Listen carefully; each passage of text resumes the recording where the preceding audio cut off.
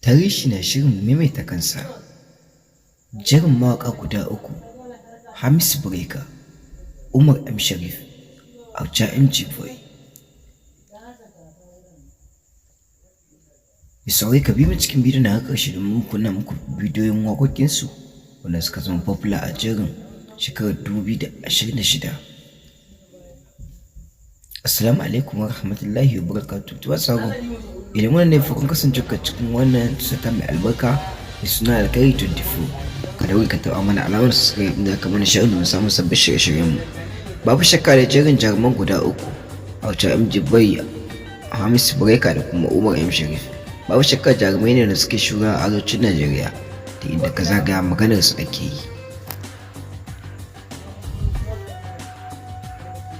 To a wannan karan dai sai kuma aka tsinci kasan sabbin mawaƙa suna ta shigowa cikin kanatu, amma dai har yanzu dai to da dai an ce zamani ya fi mai laya. Babu shakka maganar sa haka take ba haushi a wannan magana, duba da yanayin da auta boy da kuma Umar M Shareef da Hamisu Breaka suke gaggaba waƙoƙinsu a cikin wannan shekarar ba ƙaƙƙautawa. Hakan ya ƙara mutane cin ganin damar sun kalli waƙoƙin duka fitattu, domin a arewacin Najeriya dai in kana maganar waƙoƙin soyayya tun dai ka tsallake na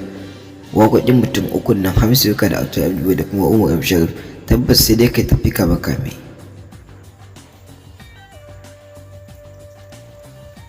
To yau a nan za mu kunna muku waƙoƙin da kowanne ya fitar a cikin wannan shekarar 2026, sannan kuma da fata za ku yi ma kowanne a cikinsu, duba da a cikinsu dole mutum ɗaya ne zai zama, kuma mata iya yiwuwa babu wanda ya zama zakaran shekara a 2026. Amma kuna fatan Umar M Shareef ko kuma Hamisu Breaka ko auta boy a cikinsu wanne ne kuke da ma'ana kuke da hoɓɓasa ganin cewa yana da taka gani wajen faranta ma masu jin waƙoƙin soyayya? To dai sanin kanku ne mai sauraro, Umar M Shareef mawaƙi ne fasiha ziki wanda ya shura wajen fannin waƙoƙin soyayya da kafiya da zaurance da waƙoƙin siyasa da kuma waƙoƙin gidan biki baki ɗaya. Amma kuma a wannan katsam a wannan shekara ba a ji Umar Shareef ya saki waƙa ta gidan biki ko siyasa ko guda ɗaya ba, sai zallan waƙoƙin soyayya yake suke a wannan ritsi. Duba daga wani matashi ko in ce wani ɗan waƙar Tinubu, wato Dakuta Rara, shi ne wanda ya lashe daga 2023 na shekarar da ta gabata a ƙarshen shekara kenan na waƙoƙin soyayya. Wasu na ganin cewa ai batu na Umar M Shareef kenan, abin da yake nufi kenan kan cewa ya gaba kafa yana da amfani hakan ba, amma wannan ba ta yi wannan sai ta yi. Da babu shakka dai kaɗan daga cikin batu ga Umar M Shareef. Umar Shareef dai a yanzu ma ya jera waƙoƙinsa, a yanzu jira yake kawai ƙarshen shekara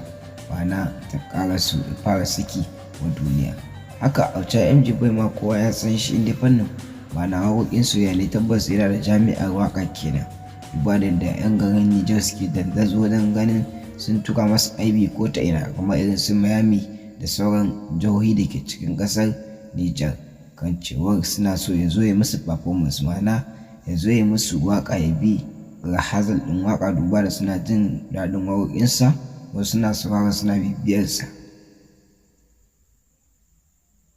Babu shakka Hamisu Breaka mazaunin garin Kano wanda yake ɗaurayi, babu shakka Hamisu Breaka dai duniya ɗaukaka waƙa ba abin da zai ce da Allah sai godiya, duba da a baya sana'ar ɗinki yake yi, to kuma a wannan lokaci kuma canji ya zo masa, canji na alkhairi baki ɗaya, duba da yadda manyan ma'ana celebrities na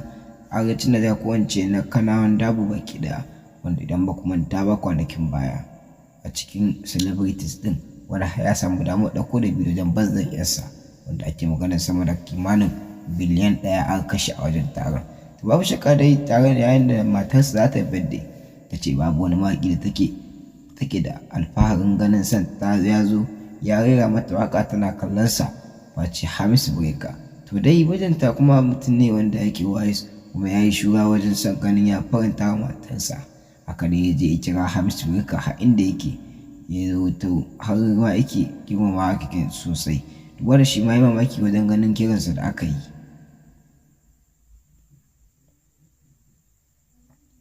To babu shakka dai Hamisu Breaka dai halin yanzu ma'ana ya samu maƙudan kuɗaɗe a harkar waƙa,